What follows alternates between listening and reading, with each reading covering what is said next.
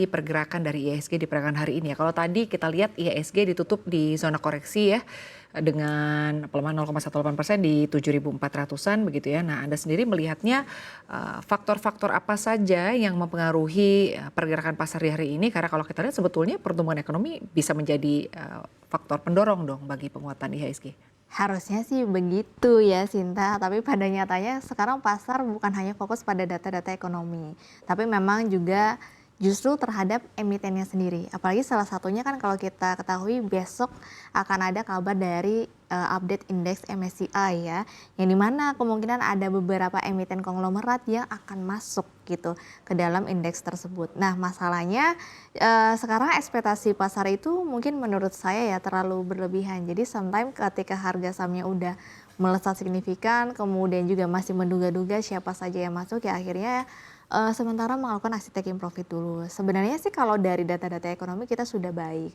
Cuman menurut saya sekarang para pelaku pasar itu justru lebih cenderung spekulasi. Karena kalau kita melihat pada perdagangan hari ini, Sinta, kalau kita flashback ya, pada perdagangan waktu di bulan Juli ISG itu melesat karena didorong oleh saham-saham konglomerat. Padahal waktu itu data-data ekonomi istilahnya belum cenderung memberikan tanda-tanda yang baik. Tapi setelah data-data ekonomi justru memberikan tanda yang baik gitu, ekonomi kita tumbuh bahkan di luar ekspektasi 5,12%, padahal ekonom hanya 4,7, 4,8. Tapi justru apresiasi market itu cuma 1 hari aja gitu setelah merilis data ekonomi, tapi setelah itu loyo lagi ya, karena saham-saham yang biasa menjadi penopang itu udah anjlok lagi gitu kan, belum ada data-data yang memang mendukung, terutama dari emiten tersebut. Baik, jadi intinya kalau saat ini untuk IHSG tidak hanya mengandalkan data-data ekonomi saja, tapi ada beberapa faktor yang memang turut mempengaruhi ya bagaimana pergerakan dari IHSG di perdagangan secara umum ya Mbak Susi. Tapi di tengah pelemahan yang terjadi pada IHSG saat ini, sebetulnya Anda melihat apakah ada sektor-sektor nih yang cukup menarik secara pergerakan begitu untuk di perdagangan esok hari?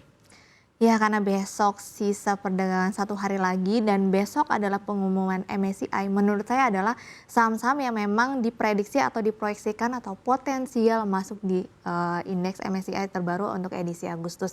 Yaitu ada 2 saham dari konglomerat, kemungkinan ada dari grup Salim dan Prajogo Pangestu. Menurut saya harusnya pasar besok rebound karena memang pasar sudah memproyeksikan kemungkinan saham-saham tersebut akan masuk ke dalam indeks MSCI meskipun tidak semuanya. Jadi kan sebelumnya ada beberapa mungkin 1-2 saham akan masuk ya.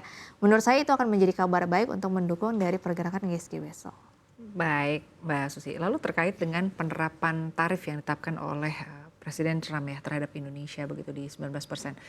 Nah, menurut Anda sendiri apakah ini juga nanti mungkin untuk jangka pendek akan mempengaruhi beberapa sektor begitu di yang ada di IHSG ini? Ya tentu pasti ya, karena kan tarif itu sebenarnya ya memang lebih tinggi dibandingkan dengan tarif yang berlaku sebelumnya, periode sebelumnya. Tentu saja itu akan memberlakukan memang beberapa sektor yang istilahnya kita banyak melakukan ekspor juga ke Amerika Serikat, terutama untuk sektor-sektor yang memang berada di sektor komoditas.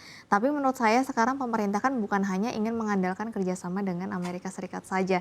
Sekarang kan sudah gabung ke kelompok BRICS ya. Jadi menurut saya harusnya bisa diuntungkan dari hal tersebut. Apalagi kalau kita lihat kemarin data-data ekonomi dari China, ekspor impor hari ini sudah rilis, itu ekspor impornya naik gitu ya dari China sendiri.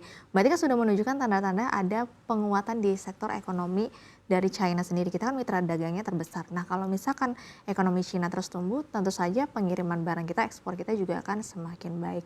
Jadi memang sekarang pemerintah juga menurut saya sih sudah melakukan beberapa kebijakan ya, ada insentif juga yang istilahnya bisa mendukung beberapa sektor tanpa kita harus istilahnya selalu berpegang terhadap negara lain.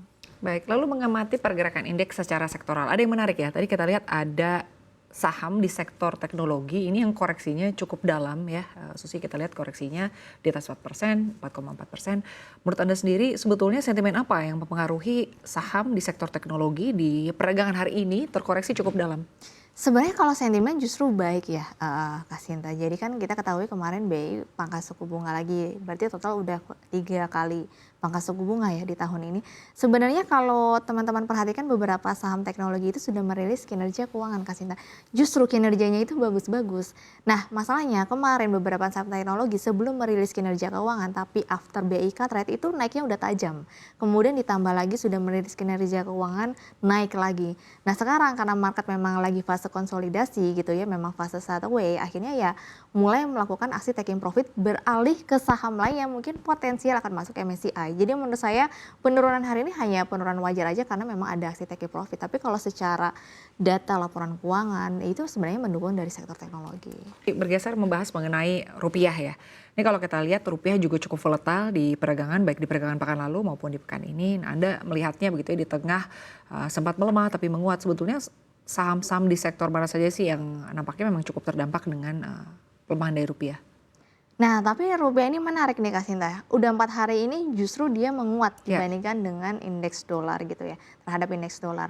Jadi pertama kenapa ini rupiah sudah mulai menguat 4 Ya. hari sementara dolarnya itu makin anjlok, karena kemarin ada rilis data neraca dagang ya, neraca perdagangan Amerika Serikat di mana masih defisit lagi gitu. Defisitnya memang lebih kecil tapi tercatat masih istilahnya merugi gitu ya.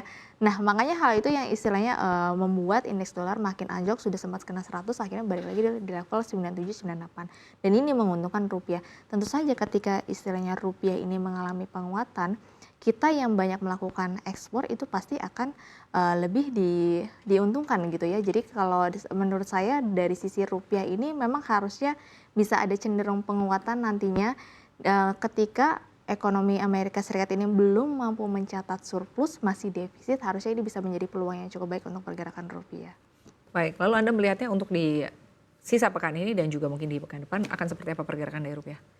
Menurut saya harusnya rupiah masih cukup baik ya di pekan depan, tapi kalau berharap bisa tembus ke 16.000 lagi menurut saya agak sulit, paling masih bertahan di range itu aja sih 16.200, 16.300-an karena memang belum ada data-data yang memang cenderung bisa menjadi penopang, karena kalau kita lihat pada perdagangan hari ini juga ada rilis data cadangan devisa ya, hasilnya di mana cadangan devisa kita juga hanya tercatat 152 miliar US dollar dan angka itu sebenarnya turun dari 152,6 miliar US dollar. Jadi memang bukan kabar yang baik sebenarnya untuk rupiah, tapi hari ini rupiah ditopang oleh pelemahan dolar karena Amerika Serikat masih lagi-lagi defisit.